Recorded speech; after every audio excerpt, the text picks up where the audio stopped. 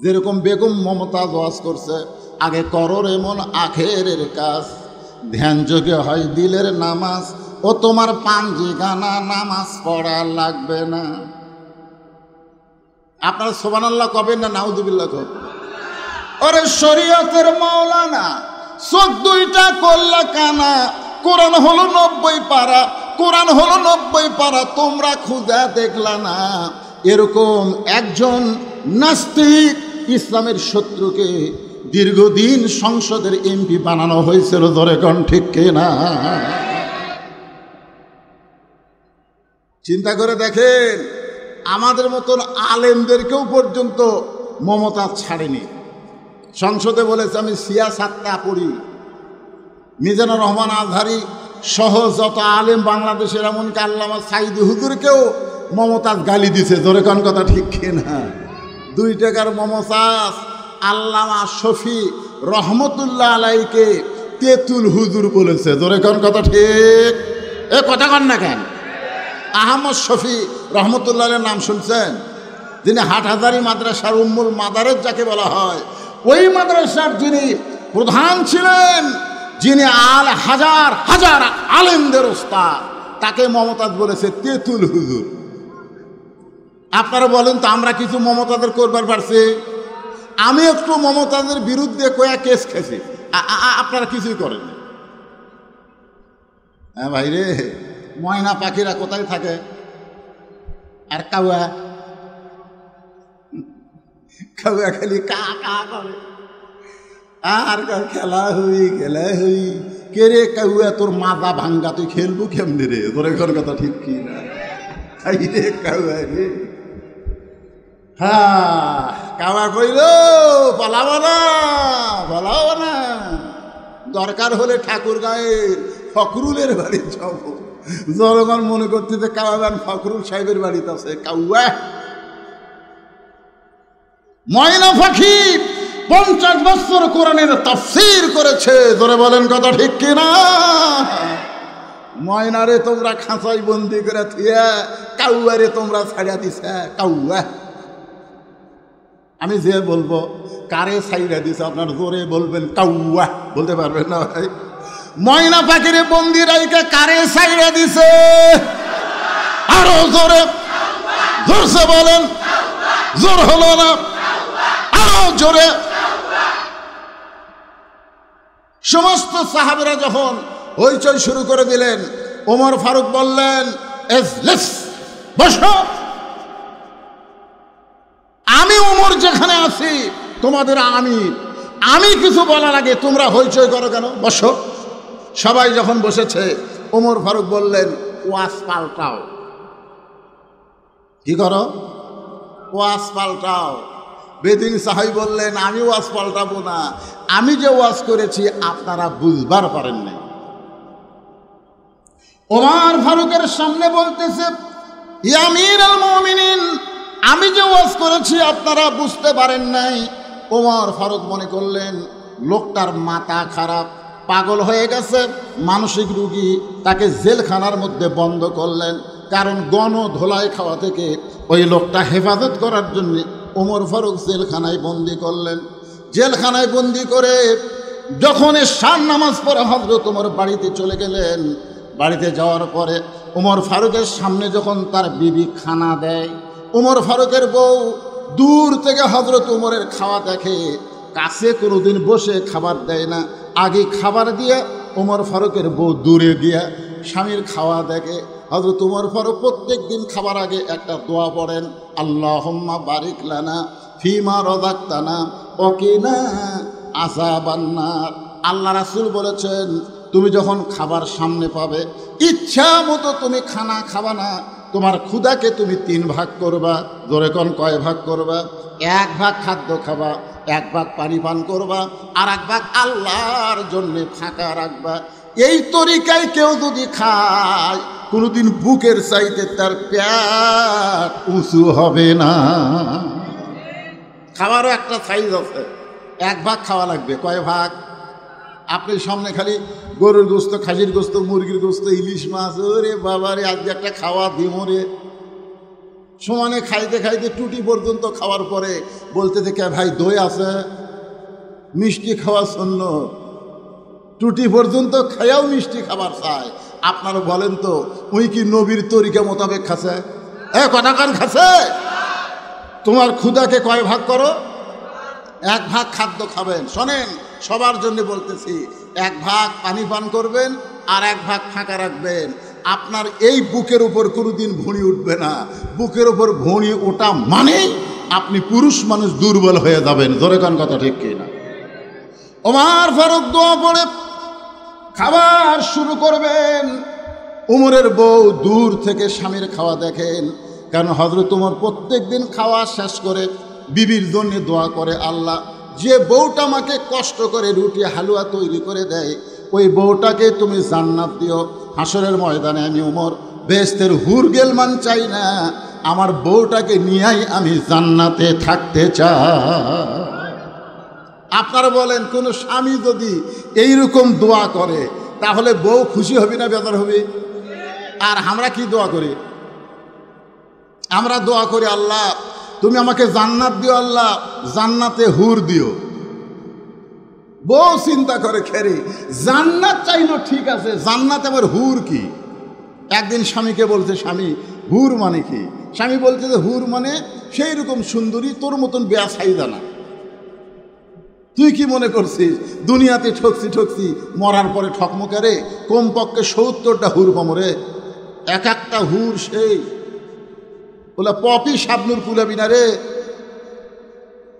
বউ চিন্তা করে কারেন্ট গেলে আমি পাকার বাতাস করি, ফাটা পাওত আমি ভ্যাজলিন দিয়ে দেই, কত কষ্ট করে আমি ভাত পাক করে স্বামীরে খাওয়াই, আর সেই স্বামী আমাক বাদ দিয়ে বেহেশতের হুর চাই। এই স্বামী তো স্বার্থপর স্বামী। একদিন বউ দোয়া করতেছে, আল্লাহ আমাকে জান্নাত দিও, জান্নাতে হুরা দিও।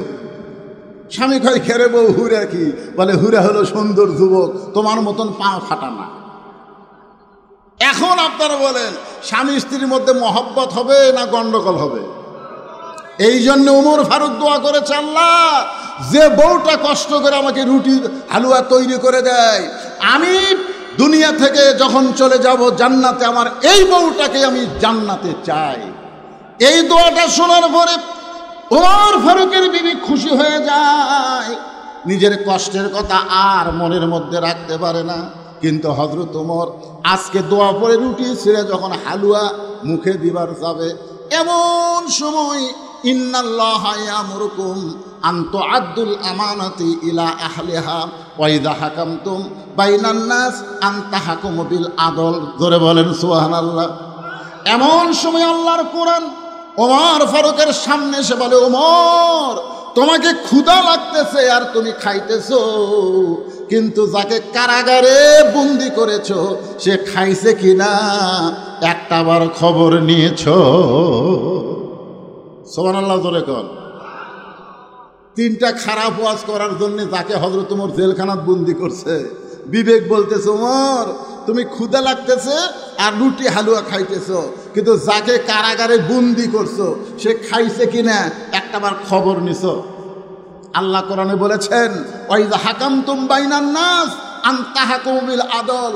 মানুষের ভিতরে তোমাকে যখন উচ্চ আসন দেওয়া হবে, চেয়ারম্যান করা হবে, মন্ত্রী করা হবে, এমপি করা হবে, তখন তুমি খাওয়ার আগে তোমাকে যারা ভোট দিয়ে নেতা বানাইছে তারা খাইছে কিনা একটাবার খবর নেওয়া লাগবে। জোরে বলেন কথা ঠিক? তুমি খাইতে খাইতে গোটা বাংলাদেশ খাইছো। ডক্টর ইউনূস জাতিসংঘের অনুষ্ঠানে গিয়া বলল গোটা বাংলাদেশ ধুয়া করে দিছে। বাংলাদেশের টাকায় $95 বিলিয়ন এই শালা নেতারা পাচার করছে। জোরে কোন কথা ঠিক কিনা? কথা কন। খাসে তো খাসে, সব পাচার করছে। এরা আবার দেখেন কোরআন কি বলতেছে, ওমর ক্ষুধা লাগতেছে আর রুটি হালুয়া খাইতেছো, যাকে কারাগারে বন্দি করছো সে খাইছে কিনা একটাবার খবর নিছ? সঙ্গে সঙ্গে হযরত ওমর রুটি হালুয়া মুখেতে না দিয়া ওইটা টোপলা করে ওই গভীর রাত্রে ঈশার নামাজের পরে গভীর রাত্রে ওই কারাগারের দরজায় গিয়ে বলতে, ভাইজান তোমার জন্য খাবার আনছি, মেহেরবানি করে তুমি খাদ্য খাও। কারাগারের কয়েদি বলতেছে, কোরআন দিয়া যখন রাষ্ট্র চলবে তখন নেতার ভাগ্যে খাওয়া না হলেও কারাগারের বন্দীরা খাবার ঠিকই পাবে। আল্লাহর কোরআন দিয়া যখন রাষ্ট্র চলবে তখন নেতার ভাগ্যে খাবার না হলেও বন্দীরা খাবার ঠিকই পাবে। ওমর ফারুক কোনো কথা না বলে কারাগারের বেদুইন বন্দী সাহাবীকে খাবার দিয়া যখন বাড়িতে গেলেন, বাড়িতে যাওয়ার পরে ওমর ফারুক ঘুমের বিছানায় যাচ্ছেন, কারণ ওমর ফারুক এশার নামাজের পরে সামান্য সময় একটু ঘুমায়, তারপরে রাতের অন্ধকারে মানুষের দুঃখ কষ্ট নিজের চোখে দেখে আর ঘুরে বেড়ায়। যখন ঘুমের বিছানায় যায় তখন বউ বলে, স্বামী গো, আজকে কি আপনি খাবেন না? ওমর ফারুক বলে, তুমি না আমারে খাবার দিছ, আমি তো খাইছি। বউ বলে, দূর থেকে আমি দেখছি আজকে আপনি খান নাই, বরং খাবার টোপলা করে কোথায় যেন নিয়ে গেছেন। ওমর ফারুক বললেন, বিবিরে, একজন বেদুইন সাহাবীকে কারাগারে বন্দি করা হয়েছে, আমার খাবারটা নিজে না খাইয়া তার কাছে খাবার পৌঁছায় দিলাম। বউ বলে, স্বামী, একটা কথা আপনাকে কোনোদিন বলি নাই, আজকে বলতেছি, আপনাকে না খাওয়াইয়া আমি কোনোদিন খাই না। সুবহানাল্লাহ, ধরে গান। কেমন বউ? আর আমাদের ঘরত আছে এরা কেমন? হ্যাঁ, আপনাদের বউ নাই, স্বামী না খাওয়ায়া খায় না। এই বউ গ্রামগঞ্জে দুই একটা পাওয়া যায়, শহরে। ওমর ফারুকের বিবি বলতেছে, আপনাকে কোনোদিন বলি নাই, আজকে বলতেছি, আপনারে না খাওয়ায়া আমি কোনোদিন খাই না। তো আপনার যখন খাওয়া হয়নি তো কি হয়েছে, আমারটা তো আছে, চলেন আমরা দুইজন খাই। এখন বিবির খাবার, স্বামী স্ত্রী দুইজন দোয়া পড়তেছেন, আল্লাহুম্মা বারিক লানা ফিমা রাযাকতানা ওয়া কিনা আযাবান নার। এই বলে হযরত ওমর বিবির খাওয়া ভাগ করে যখন মুখে দিবার চায়, এমন সময় বিবেক বলতেছে, ওমর, যাকে কারাগারে বন্দি করছো তাকে না হয় তোমার খাবার দিয়েছো, কিন্তু সে যদি বাড়ির কর্তা হয়, সে যদি বাড়ির অভিভাবক হয়, আর অভিভাবককে বন্দি রাইখা তার বাড়ির খবর না যায় না, তুমি কেমনে খাও? সুবহানাল্লাহ, ধরে গান। আল্লাহর কোরআন দিয়ে যখন বাংলাদেশ চলবে, এই বাংলাদেশের কোনো নেতা দুর্নীতি করতে পারবে? ওয়াইযা হাকামতুম বাইনান নাস আন তাহকুমু বিল আদল। আমি ওয়াজে বলি, 6 বছর ধরে ন্যাংরা আমের চাষ করছে, জ্যৈষ্ঠী মাসে দেখতে গেছে আম পাকছে কিনা। দেখবার যায়, দেখে ছোট বাচ্চা গাছের ডালে বসে আম পাড়তেছে আর ব্যাগ ভরাচ্ছে। বাগানের মালিক বলে, আমি খাই নাই, পরিবারের কেউ খায়নি, আর তুই আমার গাছে তোর আম পাড়তেছিস, তোর বাপক যা বিচার দিয়ে মরে। ছেলে খালি মুচকি মুচকি হাসে। বাগানের মালিক বলে, হাসিস কেন? বলে, হাসার কারণ হলো আমার বাপক কোথায় যা বিচার দেবেন, আমার বাবাও তার এক গাছে চড়ছে। বাগানের মালিক তাকায় দেখে ওর বাপ খালি আম পাড়ে আর বস্তা ভরায়। গাছের ছায়ায় বসে কান্দের, বলে, আল্লাহ, বিচার দিমো কার কাছে? বেটাও চোর, বাপও চোর, আজকে আমাদের বাংলাদেশের অবস্থা তাই হয়ে গেছে। বিচার দিবেন কার কাছে? আলেমগুলা জেলখানায় আর বদমাশগুলা সব জামিন পায়। জোরে কোন কথা ঠিক কিনা? চিন্তা করছেন? মাহমুদুর রহমান সবচাইতে বাংলাদেশের ভালো সাংবাদিক। জোরে কোন কথা ঠিক কিনা? মিস্টার জয় সাহেবকে নাকি সে হত্যা করবি, মিথ্যা একটা মামলা দিয়ে 6 বছর জেল দিল, 7 বছর জেল দিল।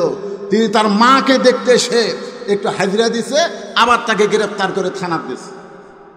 এগুলো আইন নয়, এগুলো আইনের নামে প্রহসন চলেছে। চোরেরা বিচারক হয়ে গেছে। জোরে কোন কথা ঠিক কিনা?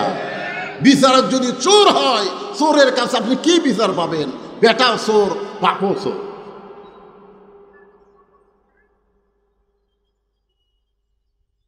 যাকে কারাগারে বন্দি করছো সে যদি বাড়ির অভিভাবক হয়, আর অভিভাবক যদি বাড়ির কারাগারে বন্দি থাকে, তার বাড়ির খবর না নিয়ে তুমি কেমনে খাও? ওমর ফারুকের খাওয়া বন্ধ হয়ে গেল। বউ বলতে যে, স্বামী গো, আপনি কি খাবেন না? আপনি কি খাবেন না? বলে, তুমি খাও, আমার খাওয়া হবে না। বউ বলে কেন খাওয়া হবে না? বলে যাকে বন্দি করছি তার বাড়ির খবর না নিয়ে আমি কেমনে খাই?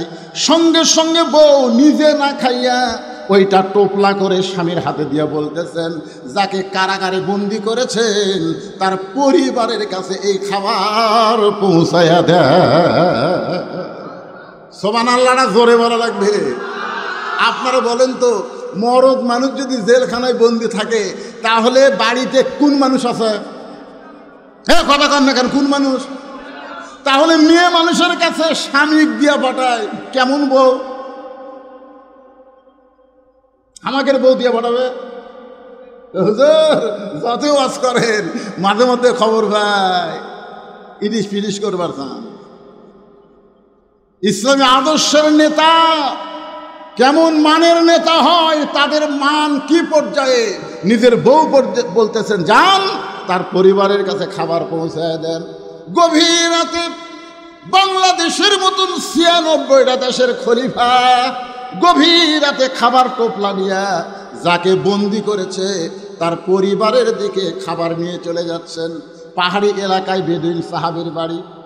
ওই পাহাড়ি এলাকায় গিয়ে ওমর ফারুক শুনতে পায় ছোট্ট একটা বাচ্চা খালি বাবা বাবা বলে কাঁদতেছে। ও বাবা, সকালবেলা চলে গেলেন বাড়ি থেকে বের হয়ে, এখন পর্যন্ত আপনি বাড়িতে আসলেন না। বাবা, আপনি কি জানেন না আপনি না আসলে আমি রাতের খাওয়া খাই না? ও বাবা গো, এত রাত হয়ে গেল, আপনি কেন আসেন না? ওমর ফারুক বুঝতে পারলেন যাকে কারাগারে বন্দি করছি হয়তো তারই সন্তান এমন করে কাঁদতেছে। ওমর ফারুক ছেলেটার কাছে গিয়ে বললেন, বাবা, আজকে তোমার বাবা কোনো কাজে আটকা পড়ে গেছে, আমি তোমার বাবা হইয়া তোমার কাছে খাবার নিয়ে আইছি, মেহেরবানি করে এই খাবারটা তুমি গ্রহণ করো। ছোট বাচ্চা বলতে, পথিক তুমি কি আল্লাহর কোরআন পড়ো নাই? সুবহানাল্লাহ বলেন। ছোট্ট একটা বাচ্চা গভীর রাত্রে হযরত ওমরকে বলতে, পথিক তুমি কি আল্লাহর কোরআন পড়ো নাই? আল্লাহর কোরআন যদি তুমি পড়তে তাহলে তুমি আমার কাছে বাবা হিসাবে উপস্থাপন করতে পারতা না। কারণ আল্লাহ কোরআনে বলেছেন, ওয়াকাযা রাব্বুকা আল্লা তা'বুদু ইল্লা ইয়াহু ওয়া বিল ওয়ালিদাইনি ইহসানান। আল্লাহর পরে সন্তানের কাছে হলো বাপ মা। জোরে কোন সুবহানাল্লাহ। আল্লাহর পরে সন্তানের কাছে হলো বাপ মা। এই বাপ মা হলো যে বাবা তাকে জন্ম দিছে। আমার জন্ম দেওয়া বাবা ছাড়া দুনিয়ার কাউকে আমি বাবার জায়গায় আসন দিতে পারি না। সুবহানাল্লাহ, জোরে কর। দেখছেন, আল্লাহর কোরআন দিয়ে যখন রাষ্ট্র চলবে তখন কেল্লা বাবা, দয়াল বাবা, গাজা বাবা, খাজা বাবা, এক বাবাও বাংলার জমিনে থাকবে না। জোরে কোন কথা ঠিক কি না? তোর এত বাবা লাগে কেন? একটা ছোট্ট বাচ্চা ওমরকে বলতেছে, পথিক তোমার ভিতরে কি আল্লাহর কোরআন নাই? তুমি আমার বাবা হবার চাও? আমাকে যে জন্ম দিয়েছে ওই বাবা ছাড়া আমার কলিজার মধ্যে অন্য কোনো বাবার জায়গা নাই। যদি খাবার চাই ওই বাবার সঙ্গেই খাবো, দুনিয়ার কারো খাবার আমি গ্রহণ করব না। সঙ্গে সঙ্গে হযরত ওমর ওই ছোট বাচ্চাকে কাঁধে করে নিয়ে বন্দি সাহাবীর জেলখানার দরজায় পৌঁছে দিলে। ওমর ফারুক বললেন, ওই ঘরের মধ্যে তোমার বাবা। ছেলেটা দৌড়ে গিয়া দরজার সামনে গিয়া তাকায় দেখে ভিতরে খাঁচার মধ্যে ময়না পাখি বন্দি হয়ে আছে। খাঁচার মধ্যে কি পাখি? ময়না পাখিরা কোথায় থাকে? আর কাউয়া খালি কা কা করে আর খেলা হই কে রে কাউয়া, তোর মাজা ভাঙ্গা, তুই খেলবো কেমনি রে? তোর এখন কথা ঠিক কি না? রে কাউয়া রে, হ্যাঁ কাউয়া কইল পালাবো না, দরকার হলে ঠাকুর গায়ের ফখরুলের বাড়ি যাব। জনগণ মনে করতে যে কাউয়ান ফখরুল সাহেবের বাড়িতে আছে। কাউয়া ময়না পাখি 50 বছর কোরআনের তাফসীর করেছে। ধরে বলেন কথা ঠিক কিনা? ময়নারে তোমরা খাঁচাই বন্দি করে থুয়া কাউয়ারে তোমরা ছাড়িয়া দিছে। কাউয়া আমি যে বলবো কারে ছাইড়া দিছে আপনার জোরে বলবেন কাউয়া, বলতে পারবেন না ভাই? ময়না পাখিরে বন্দি রাইকে কারে সাইড়া দিছে? আরো জোরে, জোরসে বলেন। জোর হলো না, আরো জোরে। কাউয়া, এবার বুঝলি কাউয়ার খবর কি? এ ওয়াজ খালি এই আপনাকে এলাকার থাকতেছে রে, ওয়াজ গোটা বিশ্ব রিলে হচ্ছে। তোর এখন ঠিক না? কাউয়া যেটি বলে থাক, কাউয়া যেটি থাক, শুনবার ভাবি কে রে? ওরে বাবা রে।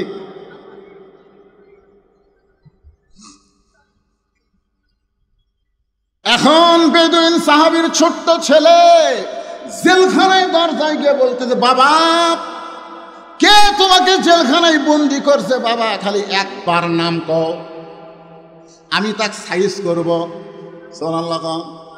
ওমর ফারুক একটু দূরে দাঁড়ায় খালি মুচকি মুচকি হাসে, কারণ প্রকৃত সন্তান যারা বাবাকে বন্দি রাখলে খেপে যাবে তারা।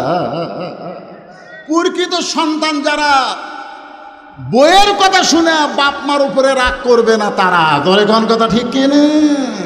কতগুলা বউ স্বামীর কানে কানে কয়, তোমার বাবা ভালো না, তোমার মা ভালো না। তখন ওই বইয়ের কথা শুনে ঠিক আছে বুড়া বুড়ি কি করি। আর আসল সন্তান যারা হবে বউ বলার সাথে সাথে ওর সাফা বরাবর একটা ফল মারা সুন্নত। জোরে কোন কথা ঠিক কিনা? শালি শালি তুই মরে গেলে সকালে বিকালে বিয়ে করবো রে। তুই কার বিরুদ্ধে কথা বলিস? আমার বাপের বিরুদ্ধে মায়ের বিরুদ্ধে কথা বলতেছিস? তুই মরলে বিয়ে করবো রে, তোকে ছেড়ে দিলে বইয়ের অভাব নেই। আর যাদের বিরুদ্ধে বলতেছিস এই বাপ মা যদি মারা যায় কিয়ামত পর্যন্ত কাঁদলে আর বাপ মাকে পাওয়া যাবে না। ধরে কোন কথা ঠিক কিনা? প্রকৃত সন্তান যারা হবে তারা বাপ মার বিরুদ্ধে একটা কথাও শোনার সময় দিবে না। কথা কন নয়, কথা কন না কেন? বাপ মাও গ্রাম থুয়া শহরতে ছয়তলা বাড়ি করে কি মশান মারতিছে, মশান মারতিছে। বাবা অসুস্থ, এখন সেই 5 ফিট থেকে বগুড়া তাইছে। পপুলারে ডাক্তারের এত ভিড় ভাই, দেখতে দেখতে রাত 9টা বাজে গেছে। এখন রাত 9টার সময় 5 ফিট কাহলো 5 ফিট কেমনে যায়? মন বলতেছে কে তোর বেটার বাসাই তো আছে জলেশ্বরী তলা, বাসার যা। মন বলতেছে বেটার বাসার যা। রাত 9টার সময় বেটার বাসার দরজা ডাকতেছে। বেটার নাম আব্দুল্লাহ, ভালো নাম তো। আব্দুল্লাহ আব্দুল্লাহ কয় কে রে? সবাই আমার সাহেব করে কয়, স্যার করে কয়। আর এত রাত্রে আমার নাম ধরে রাখে এই মরদ কে রে? আপনারা বলেন তো, বেটা যত বড়ই হুজুর হোক, বেটা যত বড়ই স্যার হোক, বাপ কোনোদিন হুজুর কবি? আমার বাপ আমার কোনোদিন হুজুর কয়নি। কে বজলু? বজলু রশিদও কয়নি। কে রে বজলু? এই তোর চেহারা এরকম শুকে যাচ্ছে কে রে? ওয়াজ কম করে পারিস না? মানুষজন দাওয়াত দিবার আছে আর আমার বাপ ডাকে, এ বজলু কি খবর? আমি কই আল্লাহ রে। একদিন বাবাকে বললাম, আব্বা মানুষজন যখন আসে তখন হ্যাঁ তোকে হুজুর করে কয়া লিখবি নাকি? আব্দুল্লাহ আব্দুল্লাহ বুঝবার পারছে মরদ যাচ্ছে। সুবহানাল্লাহ খান দরজা খুলি বলতেছে, বাবা রাত 9টার সময় কেন আইছেন? বাবা বলে ডাক্তারের কারণে এত রুগীর ভিড়। দেখতে দেখতে 9টা বাজা গেল। এই 9টার সময় 5 ফিট কেমনে যায়? এবার আব্দুল্লাহ বাপকে ধরে রেস্টরুমে গেছে। রেস্টরুম, আব্বা একটু বসেন, একটু আপনি বসেন। বাবা বাবারে বসায় থিয়া বইয়ের কাছে আইছে। বউ কম্বল গাওয়াতে শুতে পড়ছে, শীতকাল তো। বইয়ের কানে কানে বলতেছে, কে গো? বাবা আইছে। ময়না পাখি বাবা আইছে, ওটো গো। কি তোমার বাপ যখন আব্দুল্লাহ আব্দুল্লাহকে চিল্লাল আমি শুনিনি? স্বামী চমকে উঠছে, ওরে বাবা রে, খালা বইয়ের পাগলা। ধরে কোন কথা ঠিক না? আমি উঠতে পারবো না, পারলে তুমি খাবার দাও। বাবক দা বলতেছে, আব্বা বাপ বলতেছে আমার পেট ভরাই আছে। তুই কি মনে করছিস আমি না খেয়ে আছি? খালি থাক পেট ধরে, সকাল হলি চলে যাবো। বাপ বুঝবার পারছে আর বইয়ের ভক্তই, বইয়ের ভক্ত গাঁড়িয়ার জাত। জোরে কোন কিসের জাত? গাঁড়িয়ার জাত, বইয়ের ভক্ত। বাপ বুঝবার পারছে, খালি থাকবার দে রে, যাওয়ার যদি গাড়ি থাকতো তোর বাড়ি থেমে আসতাম। বেটা কইছে আব্বা তাহলে ওই ঘরে শোতেন। বাবা ঘুমায় গেছে। রাত 11টার সময় বইয়ের ভাই শালা কয়টার সময় 11টার সময় ডাকতে শেফালি আপা। আব্দুল্লাহ শুতে আছে, শেফালি কম্বল ফেলে দেয় মারছে লাভ। স্বামী তাকায় দেখে কম্বল আছে, বউ নেই। মানে বউ আসে গেট খুলে বলতেছে কি হ্যাঁ ভাই এত রাত্রে কেন? বলে ক্যারাম বোর্ড খেলতে খেলতে ঘড়ি দেখিনি 11টা বাজছে, সুত পার চাই। বোন বলে খবরদার, তুই না খায় শুতলে আমার চোখে ঘুম ধরবি। বস ডাইনিং টেবিলের চেয়ারে বসায় দিয়া ভাত গরম মাছ গরম সব গরম করে ভাইয়ের সামনে দিয়া বলতেছে খা ভাই খা ভাই, তুই না খাইলে আমার কলিজার শান্তি নেই। আব্দুল্লাহ কয় 9টার সময় আর বাপ আছে, তোকে চেতন করা যায়নি। আর 11টার সময় ভাইয়ের সামনে খা ভাই খা ভাই। বার হয়ে দেখে 5 তরকারি গরম ভাত, শালার মাথার বইয়ের হাত। কয় তরকারি? 5 তরকারি গরম ভাত, শালার মাথার বইয়ের হাত। আব্দুল্লাহ আস্তে আস্তে বাবা যেই ঘরে ঘুমাই ওই ঘরের জানলার কাছে গিয়া 0 বাল্বে বাবার শুকনা মুখ দেখতে পায়। বাবা মুখটা শুকনা করে ঘুম পাড়তেছে। আব্দুল্লাহর চোখ দিয়ে দর দর করে পানি পড়তেছে। যে বাবা না খাইয়া গ্রামের জমি বিক্রি কইরা আমাকে লেখাপড়া করে সাহেব বানাইছে, আজকে সেই বাবা না খাইয়া ঘুম পাড়তেছে। আর আমার বইয়ের ভাই শালার সামনে 5 তরকারি গরম ভাত। আমার কি করার কিছুই নাই? আমার কি করার কিছুই নাই? আল্লাহর কোরআন সামনে দাঁড়ায় বলতেছে, তুই যদি বেটা হোস, প্রকৃত সন্তান হোস, বাপের মুখের দিকে তাকালে একটা কবুল হজের সোয়াব। ধরে কর সুবহানাল্লাহ।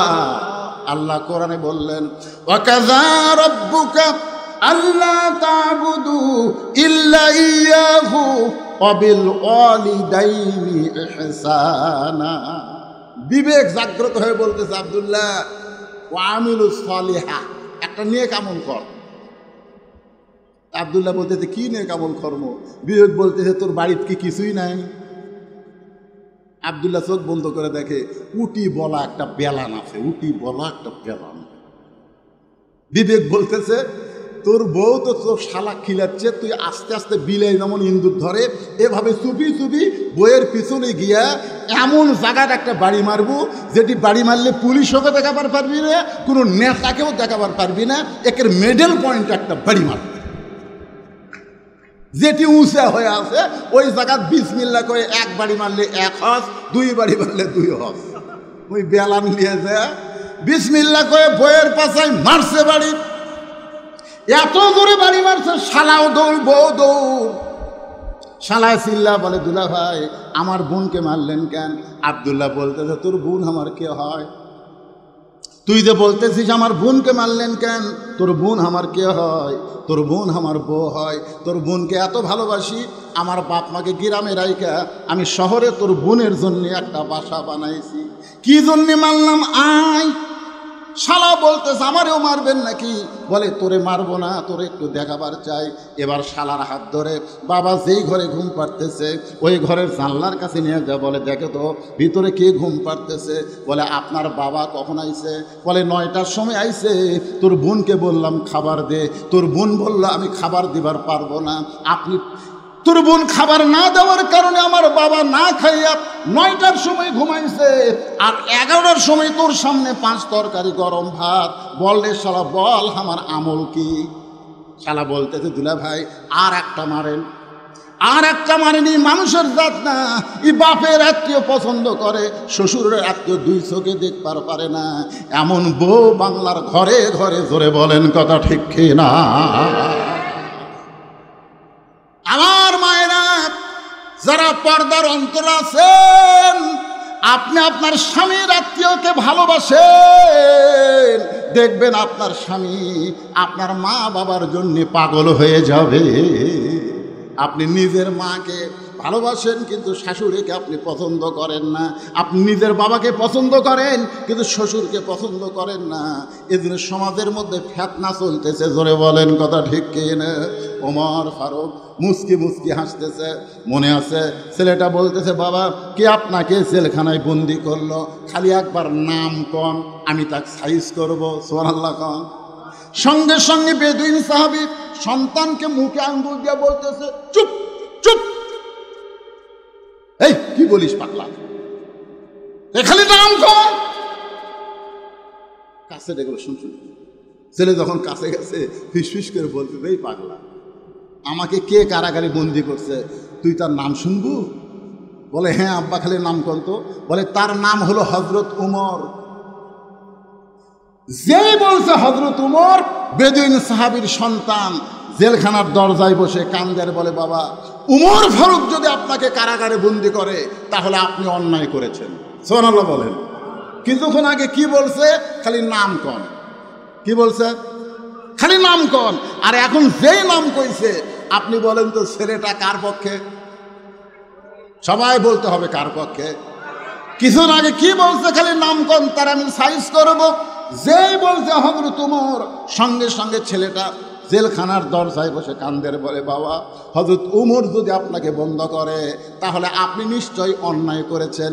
আপনারা বলেন তো, নাম শোনার সঙ্গে সঙ্গে ছেলেটা বাবার বিপক্ষে উমরের পক্ষে কেন হলো? এই কেন হওয়ার পেছনে কারণ হলো, এই ছেলেটা রাত্রেবেলা যখন ঘুম পারতো না, তখন বাবা হযরত উমরের জীবনে শুনাইতো। একদিন বলতেছে, ও বেটা, তুই কি জানিস আমাদের এই মদিনায় এমন একজন খলিফা রয়েছে, সবাই যখন ঘুম পাড়ে ওই খলিফা তখন রাতের অন্ধকারে একা একা মানুষের দুঃখ কষ্ট দেখে। একদিন খলিফা মানুষের দুঃখ কষ্ট দেখতে গিয়া দেখতে পায় একটা তাঁবুর ভিতর থেকে একজন পুরুষ মানুষ বাইরে খালি দৌড়াদৌড়ি করতেছে। ওমর ফারুক লোকটাকে সালাম দিয়ে বলে, ভাই তাঁবুর মধ্যে না ঢুইকা আপনি বাহিরে দৌড়াদৌড়ি করেন। লোকটা বলতেছে, আমার বাড়ি হলো অমুক দেশে, আমি অমুক দেশে যাবার চাই। এই তাঁবুর মধ্যে আমার বউ আছে, বউটা প্রসব বেদনায় ছটফট করতেছে। এখন আমি কি করব? আমি এখন পুরুষ মানুষ হয়ে তো আমার বউয়ের প্রসব বেদনার কোনো ব্যবস্থা করতে পারি না। ওমর ফারুক বলেন, একটু ধৈর্য ধরেন। এক দৌড়ে বাড়িতে এসে তার বিবিকে নিয়ে গেলেন। ধাত্রী হিসাবে তার বউটা সন্তান ধরার পরে বললেন, খলিফাতুল মুসলিমিন ওমর, আপনার বন্ধুকে বলেন, আপনার বন্ধু একটা কন্যা সন্তানের বাপ হয়ে গেছে। যে হযরত ওমর আরামের ঘুম বাদ দিয়ে মানুষের দুঃখ কষ্ট দেখে, সেই উমর যখন আপনাকে জেলখানায় বন্দি করেছে, তাহলে আপনি অন্যায় করেছেন। ও বাবা, দরকার হলে আপনি বলেন ওমর ফারুক কোথায় থাকে, আমি তার কাছে যাব, তার হাত পাও ধরে হলেও আপনাকে জেলখানা থেকে আমি মুক্ত করব। বেদুইন সাহেব বলে, বেটা রে, উমরের দরবারে গিয়া তুই আমাকে বের করতে পারবি না। এই জেলখানা থেকে যদি বের করতে চাস তাহলে শিক্ষামন্ত্রী হযরত আলীর দরবারে যা। সুবহানাল্লাহ জোরে কর। আমি যে 3টা ওয়াজ করেছি, এই ওয়াজ করার সময় যদি হযরত আলী ওইখানে থাকতো তাহলে আমাকে জেলখানায় বন্দী হওয়া লাগতো না। কারণ আমার ওয়াজ শুধু হযরত আলী বুঝে, দুনিয়ার আর কেউ বুঝবার পারবে না। কারণ হযরত আলী হচ্ছেন এই মুহূর্তে শিক্ষামন্ত্রী। জোরে কোন কি মন্ত্রী? বেদুইন সাহাবী তার সন্তানকে বলতেছে, এই জেলখানা থেকে যদি আমাকে বের করবার চাও তাহলে শিক্ষামন্ত্রী হযরত আলীর কাছে যাও। আপনারা বলেন তো, 90% মুসলমানের জন্যে একটা ভালো শিক্ষামন্ত্রীর দরকার আছে না নাই? কিছুদিন আগে যেই মন্ত্রী ছিল নাম হলো নওফেল। ধরে বলেন নাম কি? শালা কত বড় বদমাই জানে। আমাদের শিক্ষার মধ্যে ইসলাম তুলে দিয়ে দুর্গা পূজার মূর্তি ভরায় দিছিল। জোরে কোন কথা ঠিক? যদি বাংলাদেশে কোরআন দিয়ে রাষ্ট্র চলে তাহলে শিক্ষামন্ত্রী প্রাইমারির শিক্ষার ভিতরে আকডম বাগডম ঘোড়াডম সাজে, ঢাক ঢোলক ঝাঁদর বাজে, বাঁচতে বাঁচতে চলল ঢুলি, ঢুলি গেল কমলা ফুলি, এইগুলো শিক্ষা থাকবে না। প্রাইমারির শিক্ষাই হবে আল্লাহর কোরআনের শিক্ষা। ধরে বলেন ঠিক কিনা? ইকরা বিইসমি রাব্বিকাল্লাযী খালাক, পড়ো সে আল্লাহর নামে যে আল্লাহ তোমাকে সৃষ্টি করেছেন। আমাদের মাসুম বাচ্চাকে সেই শিক্ষা না দিয়া আয়রে আইটিয়ে না এ ভরা দিয়ে না লেগেল বোয়াল মাসে তাই না দেখা ভোদর নাচে। কি এলে শিক্ষামন্ত্রী?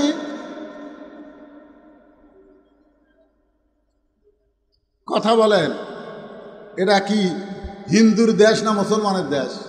আরে ভাই, কথা হক কথাটা বলা লাগবে। হিন্দুর দেশ না মুসলমানের দেশ?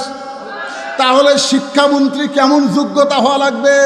উমর ফারুক যখন মদিনার খলিফা ছিলেন, ওই সময় শিক্ষামন্ত্রী ছিলেন হযরত আলী। সুবহানাল্লাহ খান। বেদিন সাহাবী কি বলতেছে, আমাকে যদি জেলখানা থেকে বের করবার চাও তাহলে খলিফার কাছে দেয়া লাভ নাই, শিক্ষামন্ত্রীর কাছে যাও। বেদিন সাহাবীর ছোট্ট ছেলে শিক্ষামন্ত্রীর বাড়ির দিকে রওনা দিলেন। বাড়ির কাছে গিয়ে দেখে দুইটা যুবক দাঁড়ায় আছে, চাঁদের চাইতেও সুন্দর, নাম হলো হাসান আর হোসাইন। সবাই সুবহানাল্লাহ বলেন না? মরা গেলে বুঝবেন, মরা গেলে বুঝবে। সাইদুস শাবাবে আহলিল জান্নাহ হাসান হোসাইন রাদিয়াল্লাহু তাআলা আনহুমা, জান্নাতি সমস্ত যুবকদের সর্দার হবে কয়জন? কে রে? সবাই কথা কন না কেন? কে? নেইমার আর মেসি? হ্যাঁ, নেইমার আর মেসি? তোমরা তো খালি মেসি আর নেইমার নিয়ে পাগলা হয়ে গেছো। হাসান হোসেন চেনো? চেনো হাসান হোসেন? ইসলামের জন্য যাকে টুকরা টুকরা করা হয়েছে তার নাম হলো হোসাইন। জোরে বলেন কত ঠিক? ছোট্ট ছেলে, বেদিন সাহাবীর ছোট্ট ছেলে শিক্ষামন্ত্রীর বাড়ির দরজা দিয়ে দেখে র্যাব নেই, পুলিশ নেই, দুইটা যুবক দাঁড়ায় আছে, নাম হলো হাসান হোসাইন, চাঁদের চাইতেও সুন্দর। সুবহানাল্লাহ খান। হাসান মানে কি, হোসাইন মানে কি বোঝা লাগবে তো। ভাইজান, জান্নাতুল বাকি মদিনার পাশে যে গোরস্থান, এই গোরস্থান যখন জিয়ারত করলাম, একজন আমাকে বলল, হুজুর ওই যে কবর দেখতেছেন, এই কবরটা হলো হযরত হাসান রাদিয়াল্লাহর কবর। আগে সব কবর চেনা যাইতো, কিন্তু বর্তমান সৌদি সরকার এরা সব কবর ভাঙ্গা দিছে। যেটা শুরু হয়েছিল বাংলাদেশে মাজার ভাঙ্গা। ধরে কন কি ভাঙ্গা? এ কথা কন কি ভাঙ্গা? আগে সব মাজার ছিল। তুরস্কর সময় তুর্কেরা যখন শাসন করত সব মাজার ছিল, কিন্তু যখন বর্তমান সরকার সৌদি আরবে যারা আছে এরা যখন ক্ষমতা পাইল, তখন সব মাজার ভাঙ্গা দিল। খালি তিনটা মাজার আছে, একটা হলো নবীর রওজা, একটা আবু বকর, আর একটা হযরত ওমর। এই তিনটার মধ্যে হাত দিবার পারে। কথা কয় না কেন? তারপরও কিছুদিন আগে, এটা হবে 21 সালে সৌদির একজন আলেম বাদশার কাছে গিয়া বলতেছে, বাদশাহ, আমরা তদন্ত করে দেখেছি মানুষ কাবা ঘরের কাছে তেমন কান্দে না, কিন্তু নবী রওজার পাশে আসলেই কান্দে। গভীর রাত্রে রওজা থেকে নবীকে বের করে ওই জান্নাতুল বাকির কোনো এক জায়গায় দাফন করা হোক। এ জায়গায় নবীকে রাখা যাবে না, কারণ মানুষ কাবা বাদ দিয়া নবীর কাছে কান্দে। বাদশাহ এই কথা শুনে চিন্তায় পড়ে গেল, কি করবে? রওজা থেকে নবীকে বের করে কি জান্নাতুল বাকির মধ্যে রাখবে নাকি? বাজানগো একটু মনোযোগ দেন। নবীর কাছে মানুষ কান্দে, কাবার কাছে কান্দে না। কারণ কাবা এমন একটা ঘর, যে ঘরের কাছে আল্লাহওয়ালা না থাকলে কাফেররা মূর্তি ঢুকায়। আর নবীর রওজা এমন একটা রওজা যেটা আরশে আজিমের চাইতেও দাম বেশি। আপনারা বলেন তো, যারা প্রকৃত মুসলমান, মদিনার রওজায় কি আমাদের নবী মরে আছে? এ জোরে কোন মরে আছে? আমাদের নবী কিন্তু মৃত্যু না। আমরা সালাম দেওয়ার সঙ্গে সঙ্গে রওজা থেকে সালামের উত্তর আসে, কিন্তু আমাদের কান খারাপ দেখে আমরা শুনবার পাই না। একটা গজল আমার সঙ্গে সবাই বলেন, ইসলামের আলো জ্বালায়া দিয়া নবী ঘুমায়া। কেউ কি সাহস করে বলতে পারবেন ময়রা আসেন সোনার? না, আপনারা কেউ বলতে পারবেন যে মহিলা আছে? কেউ বলতে পারবেন?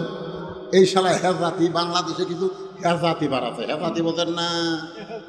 হেজাতে শালা হেজাতেরা কয় নবীও মরে গেছে।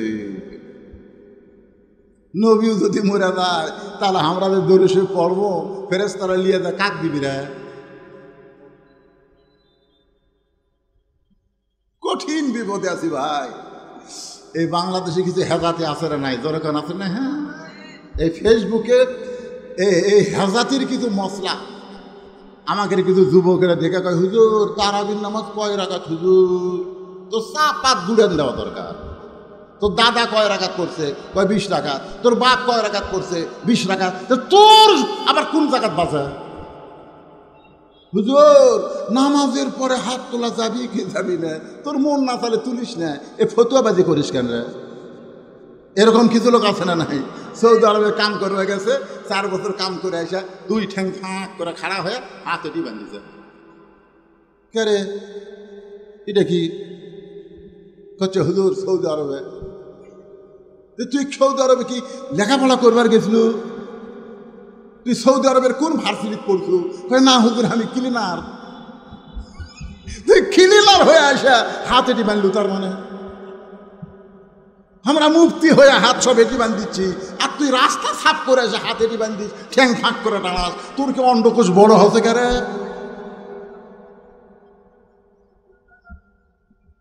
কি হাসতেছেন কেন? এরকম ফেতনাবাদ আছে না নাই? জোরে করে এরাই ফেতনা, এরাই ফেতনা।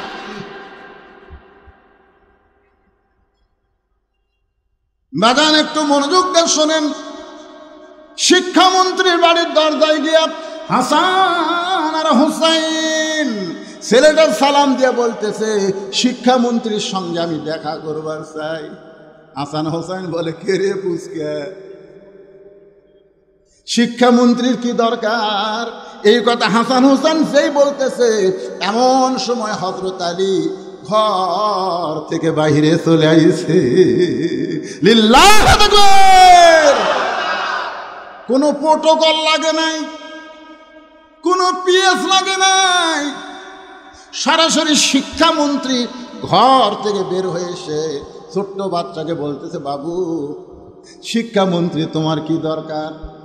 বলে আমার বাবাকে হযরত ওমর জেলখানায় বন্দি করেছে। আলী বলতেছে উমর ফারুক যখন জেলখানায় বন্দি করেছে তখন আমার দিয়া কোনো কাম হবে না। ছোট্ট বাচ্চা বলতেছে আমি যে 3টা ওয়াজ করেছি, যে ওয়াজ করার কারণে হযরত ওমর আমাকে জেলখানায় বন্দি করেছে, ওই মাহফিলে যদি আলী থাকতো তাহলে আমাকে জেলখানায় আসা লাগতো না। তার মানে বোঝা গেল এই ওয়াজের মধ্যে কিছু গুরুভেদি আছে। ধরে কোন কথা ঠিক কিনা? আপনি ছিলেন না বলে আমার বাবাকে জেলখানায় বন্দি করেছে, মেহেরবানি করে আপনি একটু কি যাবেন? আপনি কি একটু যাবেন? একটা ছোট্ট বাচ্চার সঙ্গে হযরত আলী জেলখানার দিকে রওনা দিলেন। জেলখানার দরজায় এসে বেদিন সাহাবীকে দেখলেন, কি এমন ওয়াজ করেছো যে ওয়াজ করার কারণে তোমাকে জেলখানায় বন্দি করে রাখছে? বেদিন সাহাবী বললেন ইন্নী উহিব্বুল ফিতনা ইকরাহুল হক ওয়া আশহাদু মা লাম আরা। সঙ্গে সঙ্গে হযরত আলী বললেন আল্লাহু আকবার, আল্লাহু আকবার। তুমি যে 3টা ওয়াজ করছো এর চাইতে হক ওয়াজ এই পৃথিবীতে একটাও নাই। ধরে কোন সুবহানাল্লাহ। হযরত আলী বলতেছে আল্লাহু আকবার, এর চাইতে হক ওয়াজ পৃথিবীতে একটাও নাই। আর হযরত ওমর অসংখ্য সাহাবীর মাধ্যমে তাকে জেলখানায় বন্দি করলো। আপনার বলেন তো এর মধ্যে কারণ আছে না নাই? কি কারণে ওমর ফারুক জেলখানায় বন্দি করলো, আর কোন কারণে হযরত আলী আল্লাহু আকবার তাকবীর দিয়ে বলতেছে এর চাইতে হক ওয়াজ আর পৃথিবীতে একটাও নাই? এটাকে আপনারা শুনবেন? আমি আল্লাহর কোরআন থেকে আপনাদের শোনাবো। কারা কারা শুনবেন 2 হাত একটু আল্লাহকে দেখান ভাইজান। লিল্লাহি তাকবীর। হাত নামান। আপনারা কিন্তু হাত তুলে শুনবার চাচ্ছেন, এখন না শুনে ওদের কেউ জোরে মুরব্বী নাকি?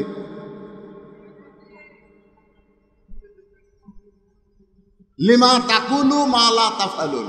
আপনারা বলেন তো এই আয়াতের অর্থ কি? এই আয়াতের অর্থ হলো কথার সাথে কামের মিল নাই। আপনারা হাত তুলে ওয়াদা দিলেন আপনারা সবাই শুনবেন, এখন না শুনে যদি কেউ ওঠেন উনি টাটকা মুনাফিক। এ জোরে কান কি মুনাফিক? তাহলে আপনাদের শোনা লাগবেই। এখন আপনারা কোন আপনার বলা লাগবেই, কি আমাকে বলা লাগবে না? তাহলে আমি বলবই এ ওয়াদা করলাম। এখন আপনারা বলেন আমরা শুনবই এ ওয়াদা করলাম। আর কথা কয় না, শুনবেন না? মাশাআল্লাহ। আজকে তো আর আমার এই ওয়াজের পরে তো আর কোনো ওয়াজ নাই যে টানাটানি করে দৌড় মারা লাগবে। ভাইজান, পিছনে অনেক আল্লাহর বান্দারা দাঁড়ায় আছে। আমি যখন ওয়াজে উঠছি তখন বাজে ঘড়িতে 10টা, ধরে কোন কয়টা? এখন বাজতেছে 11:30। আমি একটানা 1.5 ঘন্টা ওয়াজ করে 5টা মিনিট এতিমখানার জন্যে আপনাদের কাছে কোরআন শরীফ আদায় করব। কোরআন শরীফ এই মাদ্রাসায় 100টা কোরআন শরীফ আপনাকে দেওয়া লাগবে। একটা কোরআন মাত্র 500 টাকা। আপনি 500টা টাকা দিবেন, একটা কোরআন দানের সওয়াব আল্লাহ আপনার বাপ মার কবরে দিয়ে দিবে। আর বাপ মা যদি বাঁচা থাকে আল্লাহ হায়াত দারাজ করে দিবে। মাত্র 500টা। কেউ যদি মনে করেন হুজুর আমার বাপ মা 2 জনে মারা গেছে, আমি 2টা কোরআন শরীফ 1000 টাকা দেবো, তাহলে আপনি দিবেন। কেউ যদি মনে করে হুজুর আমি 10 কোরআন শরীফ বাবদ 5000 টাকা দেব, আপনার দেবেন। আজকের আদায় শুধুই কোরআন শরীফ। সর্বোত্তম কোন আল্লাহর বান্দা কোরআন শরীফ বাবদ 500টা টাকা এতিমখানা মাদ্রাসায় দান করবেন। একটু আসেন। আর সাইড দিয়ে মাদ্রাসার যারা হিতাকাঙ্ক্ষী আছে তাদেরকে আমি বলবো, অনেকে আছে কোরআন শরীফ দেওয়ার মতন 500 টাকা তাদের পকেটে নাই। যাদের নাই তাদের কাছে আপনারা ব্যাগ নিয়ে যাবেন। 10 টাকা, 20 টাকা, 50 টাকা, 100 টাকা, যে যা পারবেন আল্লাহর হস্তে আজকের এই মাহফিলে আপনারা দান করবেন। এটা দেওয়া মাত্রই কাম শুরু করছে, এটা আমি পড়িনি। মাশাআল্লাহ। সর্বোত্তম আল্লাহর একজন পাগল আল্লাহর নবীর এতিম মাদ্রাসায় কোরআন শরীফ বাবদ 500 টাকা দান করেছে, আল্লাহ কবুল করেন। আর একজন কোরআন বাবদ 500 টাকা দান করছে। আর একজন কোরআন বাবদ 500 টাকা দান করছে অসুস্থ মানুষের জন্য সুস্থতার নিয়তে, আল্লাহ দানকে কবুল করেন। আর একজন কোরআন শরীফ বাবদ 500 টাকা দান করছে, আল্লাহ কবুল করেন। আর একজন কে রে 500 দেওয়া লাগবে রে, 300 কে দেয় রে?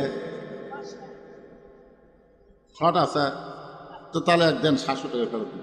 কী করবেন হুজুর? শর্ট আছে, ঠিক আছে, তাও 300 টাকা আল্লাহর কোরআন বাবদ আল্লাহ আপনি কবুল করে নেন। আল্লাহুম্মা আমিন। আল্লাহ। মা বোনদের বসার ব্যবস্থা কোথায় করছেন? মায়েরা এই কোরআন শরীফ খুব দান করে, ওখানে বিশ্বস্ত লোক পাঠার লাগবে। আবার এ গাঁজাখোর, হিরোইনখোর, ইয়াবাখোর যেন না যায়, কারণ টাকা তুলে আর একদিকে আউট হয়ে যাবি। হ্যাঁ, মাদ্রাসার ছাত্ররা আছে, মায়েরা খুশি মনে কোরআন শরীফ বাবদ 500 করে টাকা দান করবেন। যিনি যা পারবেন আল্লাহর রাস্তায় দান করবেন। ভাইজান, এখানে আজকের মাহফিলের প্রধান অতিথি সাহেব দান করছে, পরে আবার দিবে। সভাপতি সাহেব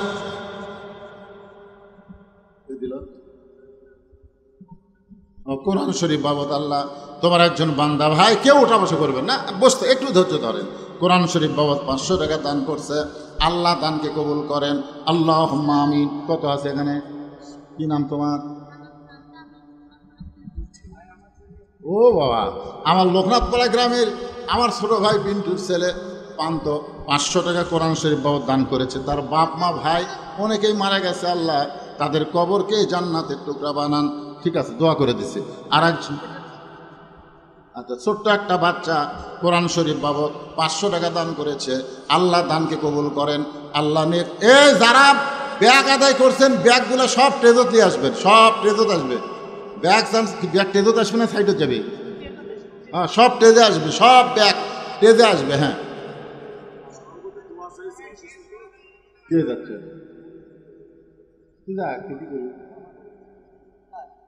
ও আদা করছে হাত তুলে, তারপরে তারা কি মুসলমান হয়ে যাচ্ছে? তাই ومن الناس من يقول آمنا بالله وباليوم الآخر وما هم بمؤمنين। আল্লাহ আর একজন কোরআন শরীফ বাবদ 500 টাকা দান করছে, আল্লাহ দানকে এই পিছনে যারা দাঁড়া আছেন এই সুযোগে আপনারা বসেন না কেন? আরে মূল ওয়াজ তো বাকি আছে, শিক্ষামন্ত্রী হযরত আলী তাকবীর দিছে, আর খলিফা হযরত ওমর জেলখানাত বন্দি করছে। কি জানার দরকার আছে না নাই? জোরে কোন। হ্যাঁ, আর একজন আল্লাহর বান্দা কোরআন শরীফ বাবদ 500 টাকা দান করেছে। আল্লাহ দানকে কবুল করেন। আল্লাহ যে নিয়তে দান করছে নেক নিয়ত নেক আশা কবুল করেন। সকলেই বল আল্লাহুম্মা আমিন। সবাই একটু জিকির করেন, সবাই মহব্বত একটু জিকির করেন। লা ইলাহা ইল্লাল্লাহ, লা ইলাহা ইল্লাল্লাহ, লা ইলাহা ইল্লাল্লাহ, লা ইলাহা ইল্লাল্লাহ, লা ইলাহা ইল্লাল্লাহ মুহাম্মাদুর রাসূলুল্লাহ সাল্লাল্লাহু আলাইহি সাল্লাম। আপনি মাদ্রাসা কি পদে আছেন? সব দিছে, আগে দিচ্ছেন। এখানে আদায় করবার চাই মানে মাহফিলের ক্ষতি করা। এরা আগে আদায় করছে। ভাই আবার আমার হাতত দেওয়ার জন্য 4টা কোরআন শরীফ বাবদ 2000 টাকা দান করেছে। আল্লাহ তার দানকে কবুল করেন। আপনার আগেই দিচ্ছেন? হ্যাঁ, দিচ্ছেন আগে দেন, তাহলে মানুষ চলে গেলে তখন দেন। আবার জনগণ কে বুঝলো সেটারই কি দিল? কেউ যাবে না, ইনশাল্লাহ কেউ যাবে না। একটু গরম তো, অসহ্য গরম। আমার দিকে ফ্যান করে দিছে, তারপরে আমি ঘামতেছি। আর আপনাদের ফ্যান বাতাস কিছুই নাই ভাই। তারপরে ঘন্টার পর ঘন্টা বসে আছেন। এই পিছনের দাঁড়ানোগুলা বসা যাবে? বসলি সোয়াব, বসো। এই মাদ্রাসার সভাপতি সাহেব আগেই দান করছে। সহসভাপতি একজন না কয়েকজন? 5 জন দিছে। তারা না আমার কাছে থাক, এরা কেউ দেয়নি। চশমা ছাড়া আমার দেখা কঠিন পারে। লিল্লাহে তাকবীর। সেক্রেটারি সাহেব 2000 যে হারে তাকবীর দিন। এলা আমাকে শুনে আমাকে গ্রামগঞ্জে যে মাদ্রাসা নাই, এই গ্রামগঞ্জের মাদ্রাসা সেক্রেটারি 10-20 হাজার টাকা দেয়। আর এলা শহর ওদের কি বুঝতে পারছি না রে।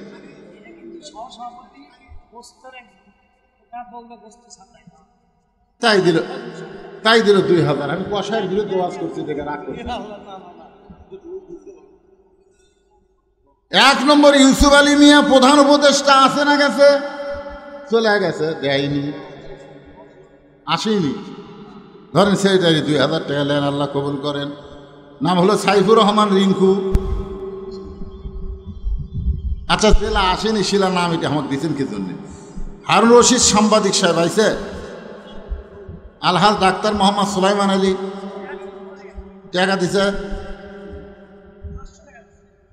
মোহাম্মদ ইমদাদ হোসেন জেহাদি, মোহাম্মদ আবিদুর রহমান খান চৌধুরী, জনাব বাদল মণ্ডল,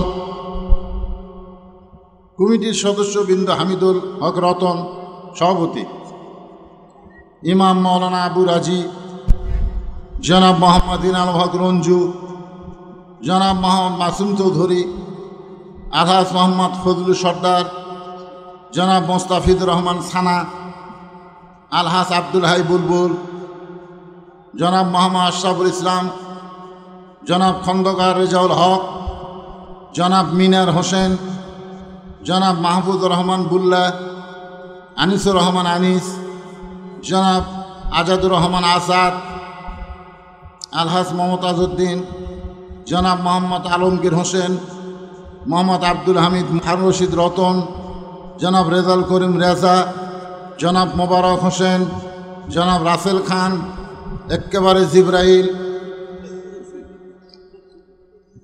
এগুলা খালি নাম দিছেন, কাম হলো না। দিছে? আচ্ছা আচ্ছা, দিছে। যাই হোক, চাল দিছে, ডাল দিছে তো। আর আদায় না, এখন চলে যাব আলোচনা। এই আলোচনার আগে সবাই একটু জিকির করে মনটা একটু ফ্রেশ করে নেন। লা ইলাহা ইল্লাল্লাহ, লা ইলাহা ইল্লাল্লাহ, লা ইলাহা ইল্লাল্লাহ, লা ইলাহা ইল্লাল্লাহ মুহাম্মাদুর রাসূলুল্লাহ সাল্লাল্লাহু আলাইহি সাল্লাম। সঙ্গে সঙ্গে ছোট বাচ্চা হযরত আলীর হাত ধরে বলতেছে, হযরত আলীর মতন শিক্ষামন্ত্রী যদি আমার বাবার পক্ষ নেয়, দুনিয়ার কোনো উমর আমার বাবাকে জেলখানায় বন্দি রাখতে পারবে না। সুবহানাল্লাহ বলেন। আপনারা কি মনে করেন হযরত আলীর এলেম বেশি না কম? কেমন বেশি? আনা মাদিনাতুল ইলমে ওয়া আলী বাবুহা। রাসূল বলেছেন আমি হলাম এলেমের শহর, আলী হচ্ছে তার দরওয়াজা। সব ধরনের এলেম হযরত আলীকে আল্লাহ দিয়েছেন, যার কারণে শিক্ষামন্ত্রী। তোরে কোন সুবহানাল্লাহ। হ্যাঁ, খালি এক ধরনের এলেম নিয়ে তুমি শিক্ষামন্ত্রী হও, যার কারণে জেনারেল শিক্ষার দাম হয়, আর হাফিজি মাদ্রাসা এতিমখানা ভিক্ষা করে চালান লাগে। জোরে কোন কথা ঠিক কিনা? শিক্ষামন্ত্রীর মধ্যে যদি কোরআনের শিক্ষা থাকতো, তাহলে প্রাইমারির আগে এইগুলা মাদ্রাসার মূল্যায়ন হতো। জোরে কোন কথা ঠিক কিনা? প্রাইমারি শিক্ষা করা হলো নফল, আর কোরআন শিক্ষা করা হলো ফরজ। ভাগ্য খারাপ, আমরা যদি আল্লাহর কোরআনের সমাজ পাই, তখন বুঝবো শিক্ষামন্ত্রী কারে কয়। কথা ঠিক কিনা বলেন? খায়রুকুম মান তাআল্লামাল কোরআন ওয়া আল্লামা। ওই ব্যক্তির চাইতে সম্মানী দামি আর কেউ নাই যে আল্লাহর কোরআন শিখেছে, অপরকে কোরআনের শিক্ষা দেয়। এখন ছোট বাচ্চা হযরত আলীর হাত ধরেছে। হযরত আলী ওমর ফারুকের দরবারে, ওমর ফারুক মেম্বরে বসেছিলেন। মেম্বর থেকে দাঁড়িয়ে বললেন, ওগো আল্লাহর শিক্ষামন্ত্রী। সুবহানাল্লাহ বলেন। কার শিক্ষামন্ত্রী? ওগো আল্লাহর শিক্ষামন্ত্রী, আপনি কেন আমার কাছে আইছেন? আমি ওমরকে ডাকলে আমি আপনার কাছে যাইতাম। সুবহানাল্লাহ। কারণ আল্লাহ নবীর পরে হযরত আলীকে প্রত্যেকটা সাহাবী ওস্তাদের মতন সম্মান করতেন। আপনারা বলেন তো, ইসলামে ওস্তাদের সম্মান কম না বেশি? এইবারই খালি প্রথম দেখলাম জামিল মাদ্রাসায় ছাত্ররা হুজুরের বিরুদ্ধে আন্দোলন করলো। জোরে কোন কথা ঠিক কিনা? আমি কিন্তু ছোটবেলায় জামিলের ছাত্র ছিলাম। কওমি মাদ্রাসা, হাফিজি মাদ্রাসার ছাত্ররা হুজুরের বিরুদ্ধে আন্দোলন করতে পারে, এইবারই প্রথম দেখলাম। মানে আমাদেরকে এমন শাসন এবং শিক্ষা দেওয়া হয়েছে যে আমরা সম্মানের ক্ষেত্রে হুজুরের চেহারার দিকে তাকায় কথা বলতে পারিনি, সবসময় কথা বলেছি নিচের দিকে তাকায়া। কারণ ইসলামে ওস্তাদের সম্মান আছে। জোরে কোন কথা ঠিক? কথা কন না কেন? কথা কন। এটা আইজুল হক কলেজের শিক্ষক না, ছাত্র না। মাঝে মধ্যে ছাত্র শিক্ষককে ধাবার দেয়। জোরে কোন কথা ঠিক কিনা ভাইজান? ইসলামে ওস্তাদের সম্মান, যার কারণে হযরত ওমর বলতেছেন, আপনি কেন কষ্ট করে আমার কাছে আইছেন? আমি আপনার কাছে যাইতাম। এটা হযরত ওমর বলার সঙ্গে সঙ্গে ওই ছোট্ট ছেলেটা এক দৌড়ে গিয়া ওমর ফারুকের কপালে চুমা খাইছে। কোন ছেলে? কোন ছেলে? ওই বেদুইন সাহাবী যাকে কারাগারে বন্দি করছে, তার ছেলে ওমর ফারুকের কপালে চুমা খায় বলতেছেন, আপনার মতন মহামানব আমি দুনিয়াতে দেখি নাই। রাতের অন্ধকারে যখন কান্না করেছিলাম, তখন আপনিই তো আমাকে কান্দে করে আমার বাবার জেলখানার দরজা পর্যন্ত পৌঁছায়া দিছে। সুবহানাল্লাহ। আজকে ছোট্ট ছেলেকে কান্দে করে জেলখানার দরজায় কে পৌঁছায় দিছে? ছেলেটা এখন কি করবে? একবার হযরত আলীর দিকে তাকায়, আরেকবার ওমর ফারুকের দিকে তাকায়। এমন সময় হযরত আলী বলতেছে, আমির আল মুমিনিন, এই সন্তানের বাপকে আপনি জেলখানায় বন্দি করেছেন। ওমর ফারুক বলে, আলী রে, এমন 3টা ওয়াজ করেছে যে ওয়াজটা ইসলামে জায়েজ নাই। অনেক সাহাবী তার উপরে রাগ করেছিল। আমি গণপিটুনি থেকে বাঁচানোর জন্যে তাকে জেলখানায় বন্দি করলাম। যেরকম গণপিটুনি থেকে বাঁচানোর জন্যে সেনাবাহিনীর প্রধান উনি 600 কয়েকজনকে বন্দিকে রাখছিলেন। জোরে কোন ঠিক কিনা? তাহলে এ ওবায়দুল কাদেরও কিন্তু ছিল, কাউও ছিল, কিন্তু কাউ একটা ওয়া সব ছিল। বুঝলাম না, হাসান মাহমুদ ধরা পড়ল। আবার কিছুদিন পরে শুনলাম ওই বাহির দেশে ঘুরতেছে।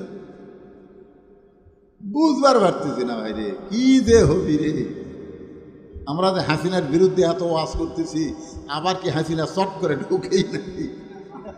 মাথা খেলতেছে না, এরা কি করবি? আজ পর্যন্ত হাসিনার প্রেসিডেন্ট ছুঁয়ে দিছে, ধরে কোন কথা ঠিক না? বাবা সুপ্পু এখনো ক্ষমতার বসে আছে। রে মাথা ঘোরে, আল্লাহ কি যে হবি রে। তবে আমি বলতেছি, বিএনপি আর জামাত ফেতনা না করে যদি এক হয়ে সামনে নির্বাচন করে, 15-20 বছরে আওয়ামী লীগের নাম নেওয়ার মতো মানুষ বাংলাদেশে থাকবে না। ধরে কোন কথা ঠিক, নাম নেওয়ার মতন মানুষ খুঁজে পাওয়া যাবে না। কিন্তু এই দুটার মধ্যে এই বিচ্ছিন্ন করতেছে একদল ষড়যন্ত্রীকারী। ধরে কোন কথা ঠিক কিনা ভাই? মাঝে মধ্যে চিন্তা করে, আবার কি ঠান্ডাবাজি করি নাকি, মাঝে মধ্যে চিন্তা হয়। কি ভাবতেছেন? বলা যায় না। 200-র উপর খুনের কেস করা হয়েছে, খালি ঢুকে দেখো।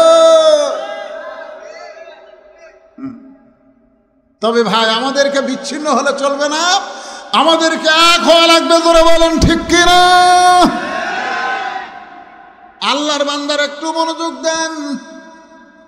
জনগণের গণপিটুনি থেকে বাঁচানোর জন্য এই সন্তানের বাপকে আমি জেলখানায় বন্দি করে রাখছি। এমন 3টা খারাপ ওয়াজ করছে। আলী বলতেছে, কি 3টা ওয়াজ করেছে? ওমর ফারুক বললেন, 1 নম্বর হলো ইন্নী উহিব্বুল ফিতনা, আমি ফিতনাকে মহব্বত করি। হযরত আলী বলতেছেন, লোকটা তো ঠিকই বলেছে, আল্লাহ কোরআনে বলেছে, ইন্নামা আমওয়ালুকুম ওয়া আওলাদুকুম ফিতনা, নিশ্চয়ই সম্পদ আর সন্তান হলো বিপদের কারণ। এরপরেও দুনিয়ার তামাম মানুষ সম্পদ আর সন্তানকে মহব্বত করে। কথাটা তো বেদিন সাহাবীর না, কথাটা কার? আরো জোরে বলেন। কি বলছে আল্লাহ? ইন্নামা আমওয়ালুকুম ওয়া আওলাদুকুম ফিতনা। আপনারা বলেন তো, সম্পদ আর সন্তান এগুলা কি মহব্বতের জিনিস না? কথা কন, সন্তানকে আপনি মহব্বত করেন না? কিন্তু আল্লাহ বলেছেন ফিতনা। বেদিন সাহাবী তার সন্তানকে মহব্বত করে, এই কারণেই বলেছে আমি ফিতনাকে মহব্বত করি।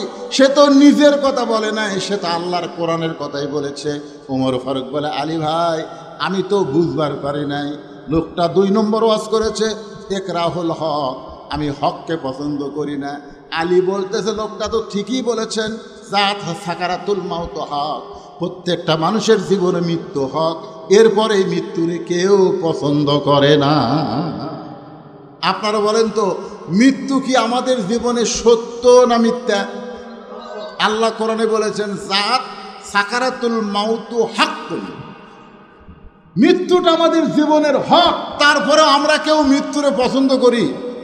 কথা কন না রে ভাই, আপনারা মৃত্যুরে পছন্দ করেন? স্বামীর ক্যান্সার রোগ হয়েছে, এখন বউ খালি সামনে কান্দের বলে, আল্লাহ আমার স্বামীর মৃত্যু আমাকে দাও, স্বামীর হায়াত আমাকে দাও, আমার হায়াত স্বামীকে দাও। কারণ 1 মাস পরই স্বামী মরবি। তারপরে বউ বলতেছে, আল্লাহ আল্লাহ আমার স্বামী বেঁচে থাক, আল্লাহ আমি মরে যাই। স্বামী কয়, আল্লাহ ভাগ্য করে আমার একটা বউ পাইছি রে। রাত্রেবেলা স্বামী স্ত্রী যখন ঘরের মধ্যে ঘুমাইছে, ওই ঘরে বাড়িতে একটা আড়িয়া গরু আসছিল। জোরে কন, কি গরু? আড়িয়া গরু। দড়ি ছেঁড়া হয়ে বাড়ির বার হয়েছে, গেট বন্ধ। গোটা বাড়ি খুঁজে দেখে বারান্দায় সিলভারের পাতিল, তার তলে হলো চিটালালি।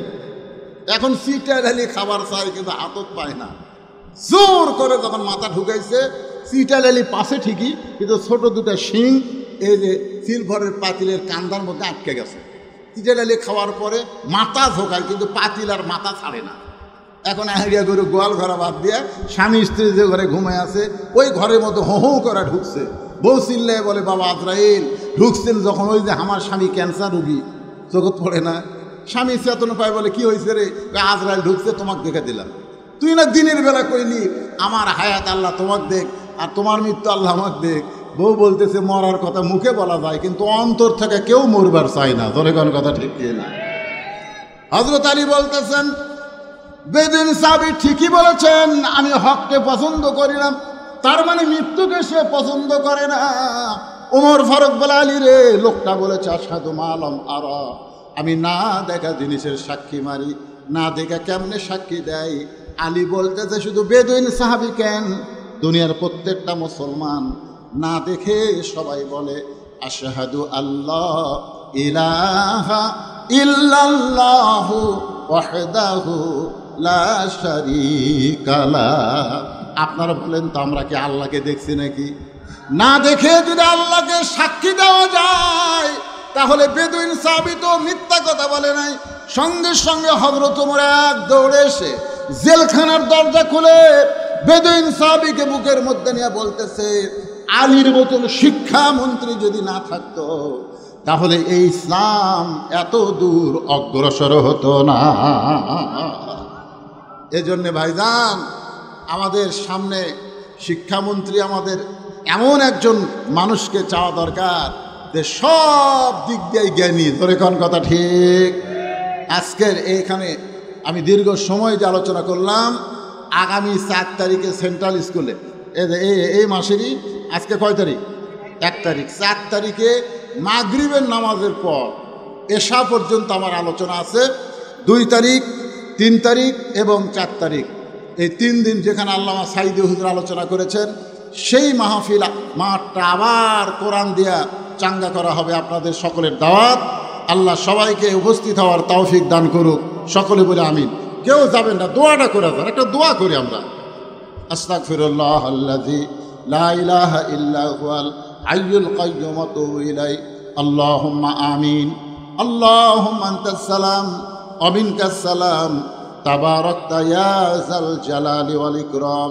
আয় আল্লাহ তাআলা, কঠিন গরমের ভিতরে তোমার পাগল বান্দিরা রাত 12টা পর্যন্ত এই জান্নাতের বাগানে বসে বসে আলোচনা শুনেছে। মেহেরবানি করে আজকের মাহফিল আমাদের সকলের হেদায়েতের জন্যে, নাজাতের জন্যে, জান্নাতের জন্যে কবুল করে নাও। এই মাহফিলের শুরু থেকে শেষ পর্যন্ত যত আলোচনা হয়েছে আল্লাহ, এর মধ্যে যদি ত্রুটি হয়, ভুল হয়, মাফ করে দাও। এর যা হাদিয়া মঞ্জুর করো, সোনার মদিনায় নবী পাকের রওজা মুবারকে আল্লাহ কবুল করে নাও। এই এতিমখানা মাদ্রাসাকে, সবার জন্য দোয়া করবো, এতিমখানা মাদ্রাসাকে কিয়ামত পর্যন্ত কবুল করে নাও। এ মাদ্রাসা যারা সর্বাত্মক সহযোগিতা করেছে আল্লাহ, তাদের সকলকেই জান্নাতি কবুল করে নাও। আয় আল্লাহ তাআলা, আজকের মাহফিলকে সাজাইতে গিয়া যারা কষ্ট করেছে, মেহনত করেছে, টাকা পয়সা খরচ করেছে, আল্লাহ তাদের সকলকেই জান্নাতি কবুল করো। আজকের মাহফিলের প্রধান অতিথি আল্লাহ, বিশেষ অতিথিবৃন্দ, সভাপতি, সহসভাপতি, আল্লাহ বাদল সাহেব অসুস্থ, যারাই অসুস্থ, আমি নিজে অসুস্থ, আল্লাহ সবাইকে সুস্থতার নিয়ামত দান করে দাও। আল্লাহ, আমার মা বোনেরা পর্দার অন্তরালে বসে বসে ওয়াজ শুনেছে, আবিদা সালিহা পর্দানিশি কবুল করে মা ফাতেমার চরিত্র দান করে দাও। আল্লাহ, এই বগুড়াবাসীকে আল্লাহ তুমি কবুল করে নাও। আল্লাহ, আল্লাহ, আমি গুনাহগার বলে দোয়া ফিরাই দিও না। আল্লাহ, যে যা নিয়ত করে হাত তুলেছে, আল্লাহ সকলের নেক নিয়ত নেকাজা কবুল করো। আল্লাহ, 4 জন মাদ্রাসার হাফেজ সাহেবের মাথায় পাগড়ি পরানো হয়েছে, আল্লাহ তাদেরকে হক্কানে হাফেজ আলেম হিসাবে কবুল করে নাও। এই মাদ্রাসাকে কবুল করো। মাদ্রাসার মোহতামিম, মাদ্রাসার ওস্তাদ, মাদ্রাসার তালবে ইলম, মাদ্রাসা কমিটির সভাপতি, সহসভাপতি, সেক্রেটারি, কেশিয়ার, মাদ্রাসার সদস্য, দাতা সদস্য, আল্লাহ সকলকেই তুমি কবুল করে নাও। আল্লাহ, সুবহান রাব্বিকা রাব্বিল ইজ্জাতি আম্মা ইয়াসিফুন ওয়া সালামুন আলাল মুরসালিন, আলহামদুলিল্লাহি রাব্বিল আলামিন। ওয়াজাল আখিরা কালিমাতুনা ইনদাল মাউত। সকলে পড়েন লা ইলাহা ইল্লাল্লাহু মুহাম্মাদুর রাসূলুল্লাহ সাল্লাল্লাহু আলাইহি সাল্লাম। আসসালামু আলাইকুম ওয়া রাহমাতুল্লাহি ওয়া বারাকাতুহু।